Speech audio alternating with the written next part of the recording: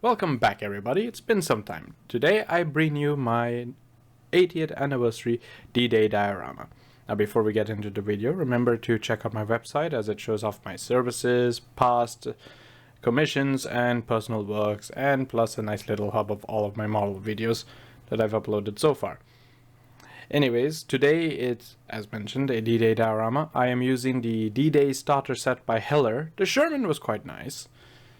The landing craft was a bit disappointing, and the soldiers, I'd rather ignore that they exist. This kit also this diorama initially also started off with a Sherman, but that went nowhere, so I wound up making a smaller diorama. Either way, enjoy the video.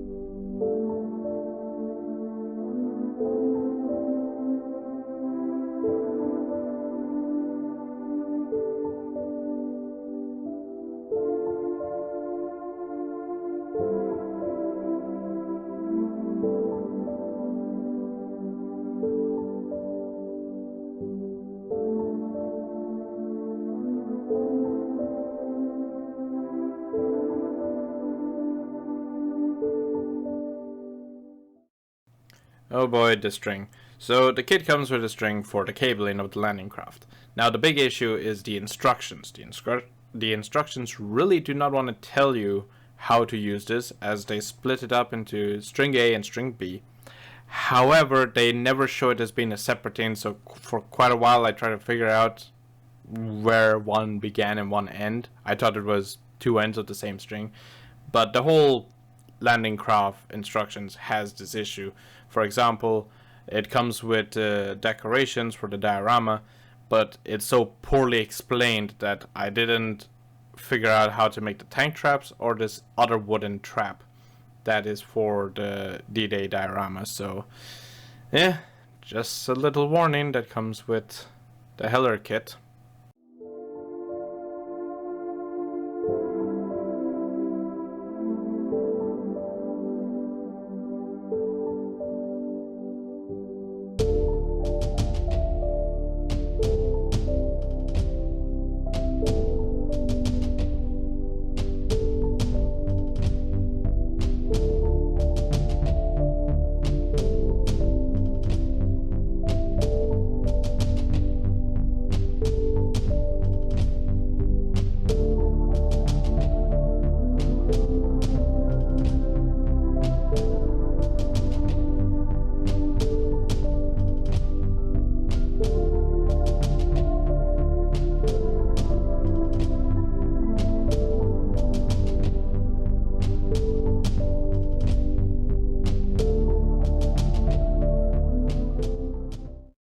So this time I wanted to try something different for the diorama. I'm still using my usual cheap picture frame method, but this time I got my hands on some, foam to be used. It didn't work out. I wound up using a lot more epoxy sculpt than I was hoping to use, so it's heavy. I can probably kill a man with this diorama.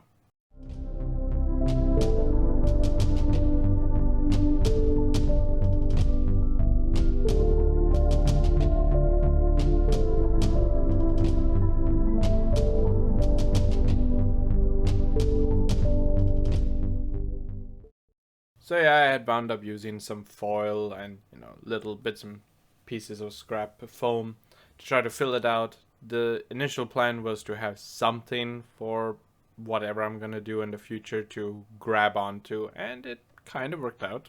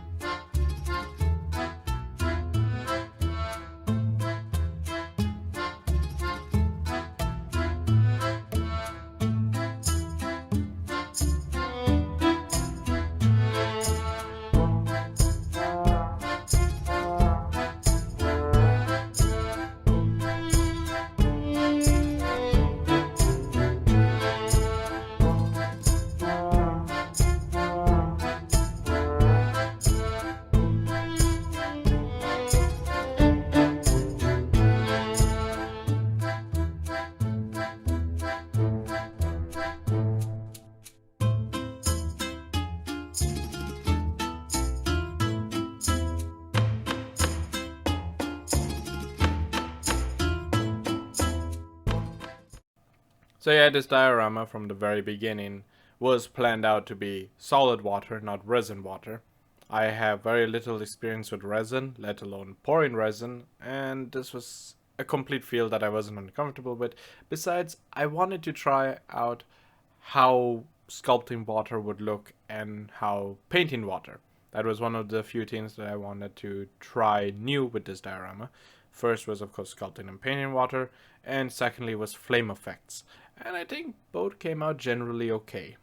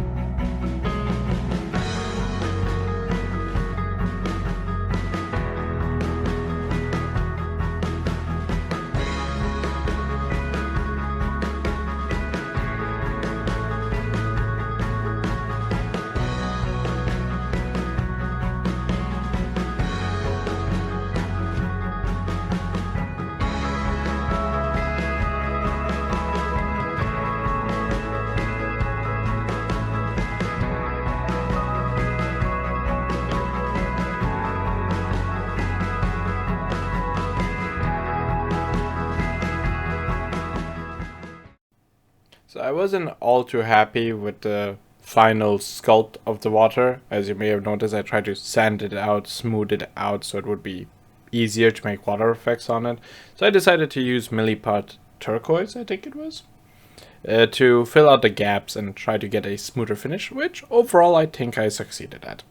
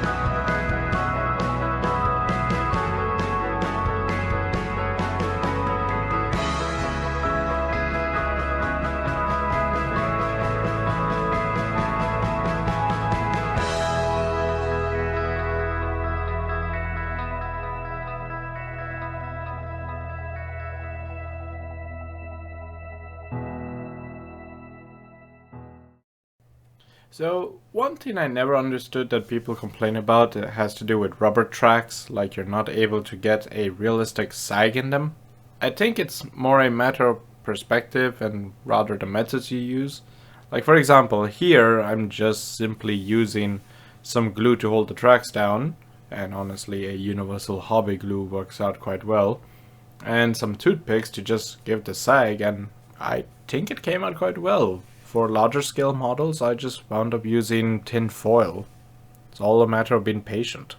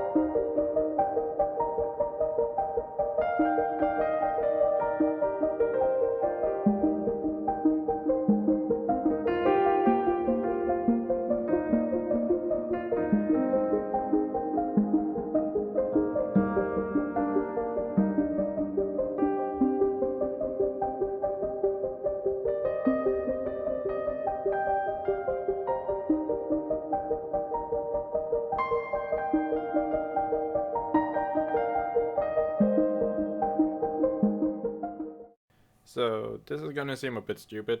I am using an Abteilung 502 dust color oil paint. My logic behind this is that I'm going to cover the bottom and most notable places, plus making some other splashes around. And yes, I know it's a dust effect. This is a amphibious Sherman that's supposed to be coming out of the water. The logic is that then I remove most of this oil paint. So once I have the Sherman on diorama and start to add sand, the dust color has a nice base to it. So I can use less sand, so it doesn't look too much, but you still get the weathering effects. It's a bit weird, but you'll see it in the end result. I think it looks good. I'll probably do something different if I do another amphibious Sherman or tank and sand in the future.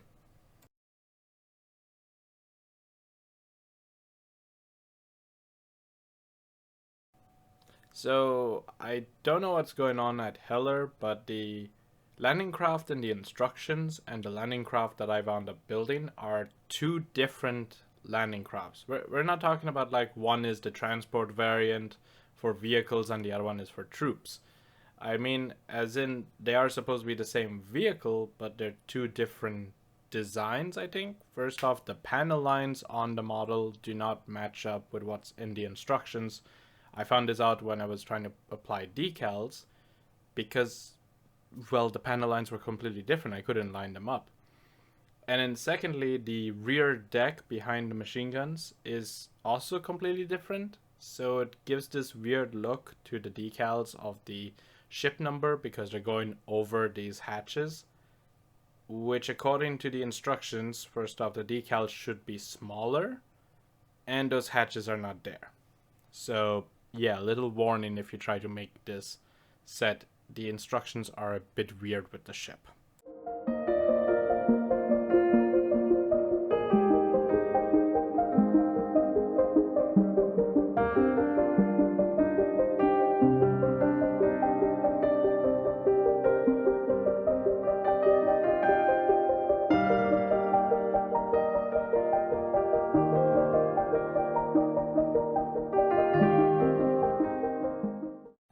So my initial idea for the diorama, it was going to be a much longer diorama. So you would have the Sherman be knocked out, the Heller Sherman near it but behind, with troops behind the Heller Sherman and the landing craft having troops coming off of it, because I would have like 18 troops. That was at least the initial plan. Of course, it didn't work out. So in the end, I decided that I'm going to make the ship the wreck and keep the Sherman on and have as many soldiers as I could use reasonably for the diorama, and you'll wind up seeing the end results.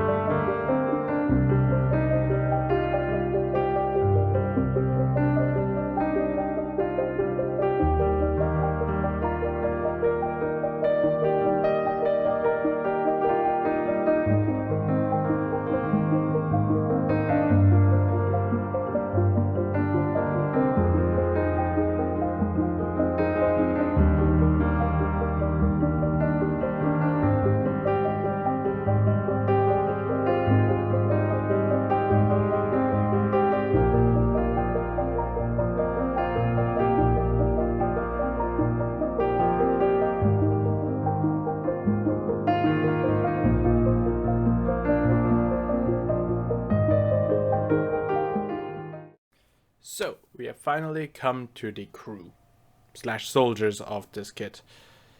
They're awful.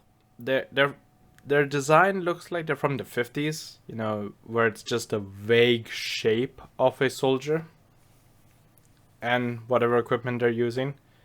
Now, The one regret that I have for this is that I'm gonna have a dead crew member of the landing craft in the water.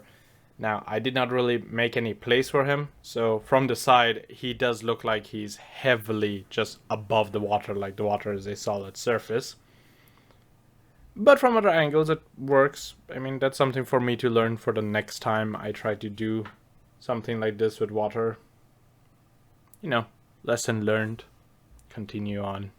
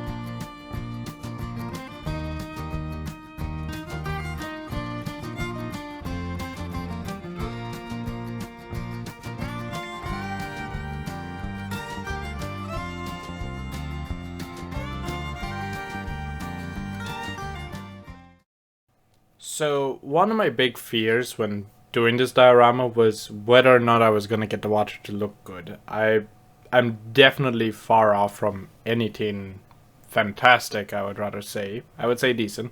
And one of those big fears that I had was how to do sea foam. Because it's a lot more tricky when you're trying to figure it out. So, I had seen someone advise to use cotton. Over here I was using my first attempt was using this synthetic cotton that I had in a huge bag. It did not work out. In the end, I wound up using a technique similar to one that Studio Blue Ocean does on YouTube, where he uses, I think it's, whatchamacallit, a snow effect with glue. Whereas since I didn't have snow and I had a time limit to do this model, I wound up using my deco sand that I use for the beach with a lot of white paint, and I think it's a pretty good substitute by the end.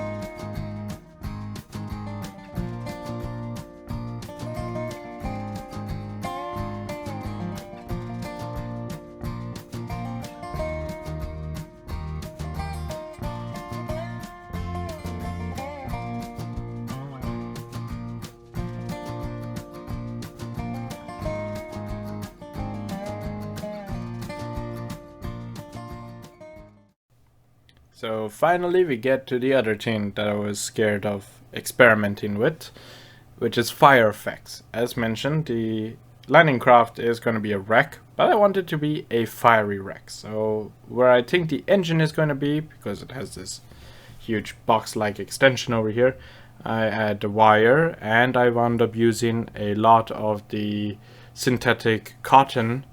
Basically I would wrap it up, glue, and then I would use a lighter to heat it up and melt it up a bit, so it quite literally wound up losing that cotton shape for most of it. And I think it really works out for it.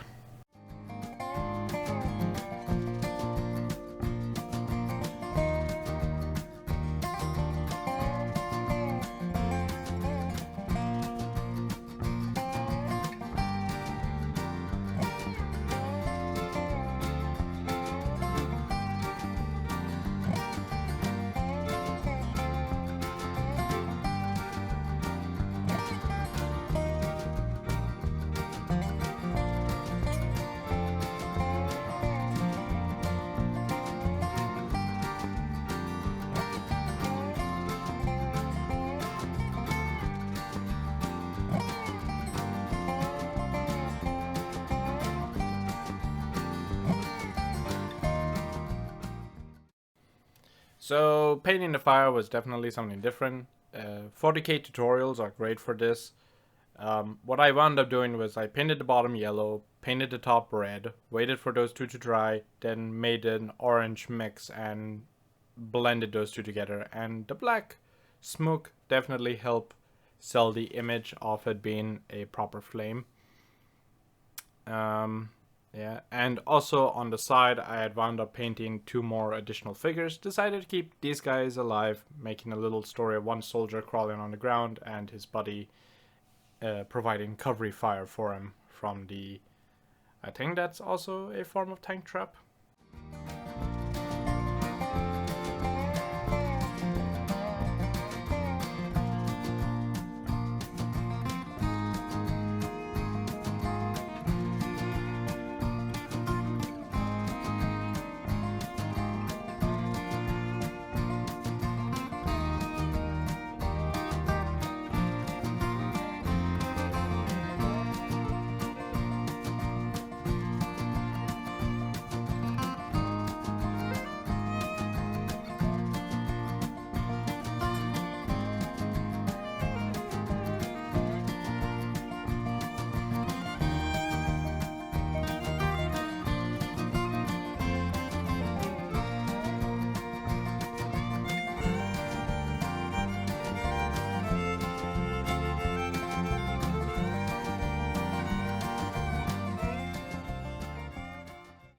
So, you finally made it to the end of the video. Hopefully you've given it a like and subscribed, as there will be always future videos in the making. As for this build, it was okay. I mean, I was recovering from surgery the whole time, and as I'm recording this, I am in fact still recovering from surgery, although I've healed nicely. It was stressful, it was fun, it was disappointing. I do not recommend the Heller kit. If you can get the Sherman alone, which I know that Heller makes the Sherman tank by itself, it's quite a decent kit. It's very well detailed and so on.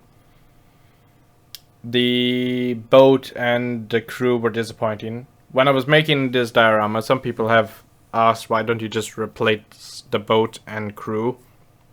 And for two reasons. One, I did not have any time. But two, I also wanted to basically show that it's possible to make something good even when the model itself is crap. Because if I had just gone with that logic, I would have replaced half of this diorama in an instant. But, you know, for 22 euros, it's not worth replacing it. Anyways, enjoy the beauty shots.